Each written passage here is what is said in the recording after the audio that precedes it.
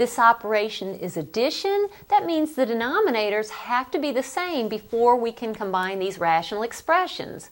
So let's look for the least common denominator. To do so, completely factor your denominators.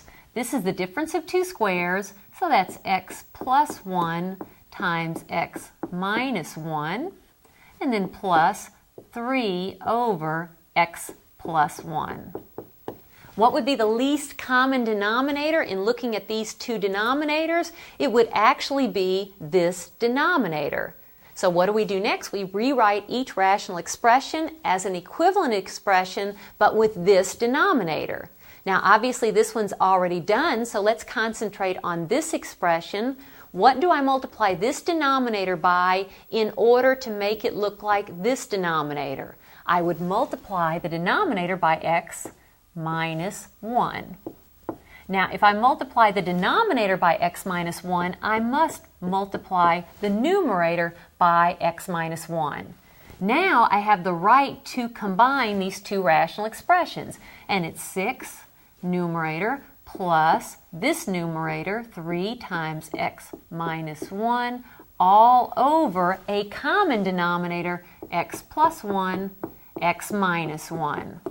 Now, by the way, once again, do not be tempted by these two factors of x minus 1, because this is actually not a factor of the numerator. It is a factor in the denominator, but because of this plus sign, we cannot divide out this x minus 1 with this one. I will simplify in the numerator.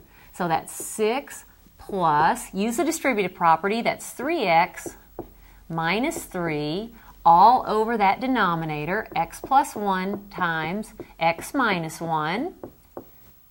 And do I have any like terms? Well, yes, I have 6 minus 3, which is 3, plus 3x over that denominator. So I've got x plus 1 times x minus 1. Now, let's look at this numerator a moment. Notice there's a common factor of 3 that I can factor out. So I'll factor out the common factor of 3, and I'll have 1 plus x, and then keep rewriting that denominator, x plus 1 times x minus 1. I am simplifying. 1 plus x is exactly the same as x plus 1. Addition is commutative. Notice this is a factor of the numerator. This is a factor of the denominator. What do I have left? I have 3 in the numerator. In the denominator, I have x minus 1. So here is my sum in simplest form.